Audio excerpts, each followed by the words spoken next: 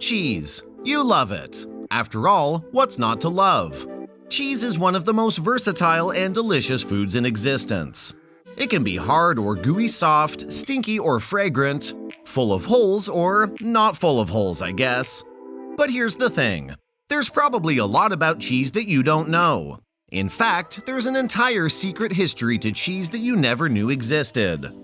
So stick till the end of this video to find out more. Hello and welcome to the Food Mystic channel. There's simply no denying it. The world loves cheese. In fact, the two largest cheese-eating regions consume thousands of metric tons of cheese each year. The leader by far is Europe. In 2021, the European Union downed 9,135 tons of cheese. No word yet on how much of that was just France and how much wine was paired with it. Next comes the United States. That same year, they devoured 5,956 tons of cheese, most of which was probably sprinkled on salads by people who think anything on a salad instantly becomes healthy. The point is, cheese is very popular. In 2020, the global cheese market was worth $120 billion. By 2028, this is expected to grow to $161 billion. Now, that's a lot of cheddar, which is slang for money. Get it? But as much as we love cheese and apparently plan on loving it more in the future, there's no escaping the secret history of this moldy little menu item. You see, nobody knows when cheese was invented or how. I mean, the process of making cheese is fairly standard. So we clearly know how, but what we don't know is who was the first person to hold onto a cup of curdled milk thinking, I wonder what this will become. Don't get me wrong, I'm glad they did it, it's just a little weird. Our best guess is that cheese was discovered back in ancient Mesopotamia sometime around 6000 BC. This is after we domesticated milk-producing animals like goats and cows. By this time, things were going pretty well for mankind. How can we tell? Because we used to be scavengers living off the land. It's in our nature not to waste food. Not that cheese is a waste, of course. However, it does take about 10 pounds of milk to make a single pound of cheese. That's a hefty investment, and the first person to make the decision must have been laughed out of the communal hut. But who's laughing now? Nobody, because they're all dead. Don't worry, it's not from the cheese. Anyway, the original goal of making cheese was likely to create a product that you could eat, but that would not go bad as quickly as milk. You see, all milk contains sugar called lactose as well as bacteria called lactobacillus. Over time, the bacteria eat the sugar, creating lactic acid that ruins the milk. What's worse is that without refrigeration to slow this process, it can happen in 2 hours. So clearly the ancient Mesopotamians had a good reason to change their milk into something a bit more resilient. Now, the thing you want to do to make cheese is avoid spoiling while promoting curdling. You see, aside from the lactose and lactobacillus bacteria, milk also contains 2 proteins, casein and whey. The process for this is kind of genius. Rather than letting lactobacillus eat all the sugar, cheesemakers introduce another type of bacteria. This new bacteria then eats the sugar before the lactobacillus has a chance. But if you're paying attention, you're probably wondering, doesn't that produce lactic acid as well? And you know what? You're right, you little smarty pants you. That's why cheesemakers introduce an enzyme called rennet to curdle the milk before it sours completely. This separates those proteins we talked about from the water part of the milk. Next, the world's oldest preservative, salt, is added to the remnants after the whey protein is removed.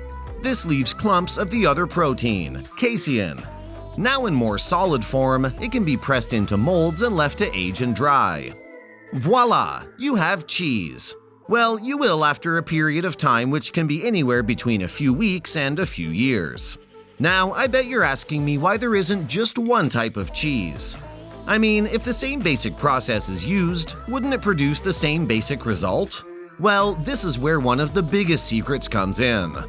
The way cheese tastes, smells, and looks depends on the animal the milk comes from, what diet that animal ate, and most importantly, which bacteria was introduced to the milk in the first place. For instance, Swiss cheese gets its unique holy look because it's made with the bacteria that produce carbon dioxide when they eat lactose. That's right, these holes are quite literally the result of microorganism farts. Limburger, which is often considered the smelliest of cheeses, gets that way because it's made with the same bacteria that causes your feet to stink after too long without a shower. Other types of cheese, like blue, gorgonzola, and brie, are exposed to molds while they're curing, which gives them a unique flavor, taste, texture, and smell. But while the methods might have seemed strange to the early Mesopotamians, nobody could argue with the results. As people spread across the globe, so too did the art of making cheese. By the time a little thing called the Roman Empire was established in 100 BC, cheese was everywhere and could be found in hundreds of varieties. In fact, most large households had two kitchens, one for cooking meals and one solely for making cheese. By this time, cheese had spread all over Asia, Africa, and virtually every other corner of the world. The exception was over in the Americas, where people had to wait for Europeans to arrive and bring their cheese-making techniques with them. I don't know about you, but that must have been a long 1400 years. But there's even more to the secret history of cheese that you'll find on Wikipedia. And trust me, that Wikipedia page is pretty extensive. For instance, did you know that there are more than 2,000 varieties of cheese in the world, but only one holds the record as the most popular? Can you guess what it is? That's right, or wrong. I don't know, this is a video. But the answer is mozzarella, the very cheese sprinkled atop the world's favorite food, pizza. In fact, Pizza Hut is the largest cheese-using food company in the world. In total, it goes through around 300 million pounds a year. And do you remember how I mentioned that the US is the second largest consumer of cheese in the world? Well, the average person in the United States eats 34 pounds of cheese per year. At that rate, every person will easily devour more than a ton of the stuff in their lifetime.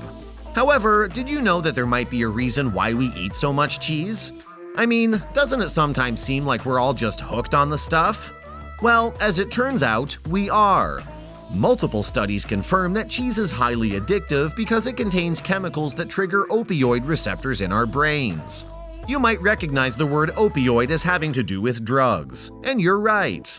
Cheese is, quite literally, a drug, at least as far as our brains are concerned. But don't worry, this drug isn't as dangerous to your health as most others. Just make sure you enjoy it in moderation. I'm looking at you, European Union. Now, there are a billion more fascinating facts about cheese I could tell you.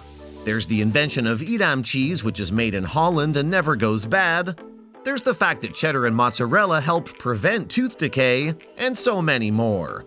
But I want to leave you with this. Cheese is the primary ingredient in the world's most expensive sandwich. That's right, for just $214, you can head to New York City and enjoy Serendipity's quintessential grilled cheese, which is made with a rare Italian cheese called Caciocavallo Podolico. It's made using milk from free-range cows fed nothing but fennel grasses and wild strawberries. The sandwich is topped with truffle spread and, why the heck not, real gold flakes. So as you can see, cheese has definitely come a long way. What was once the product of some unnamed but much appreciated Mesopotamian farmer is now an industry worth more than coffee, tobacco, and chocolate combined. I hope you enjoyed this video. If you found today's video interesting, then be sure to leave us a thumbs up. And don't forget to subscribe to our channel and click on the bell icon to be always up to date with the most exciting content as soon as it's uploaded. Thanks for watching. This is Food Mystic signing off. See you again soon in the next video.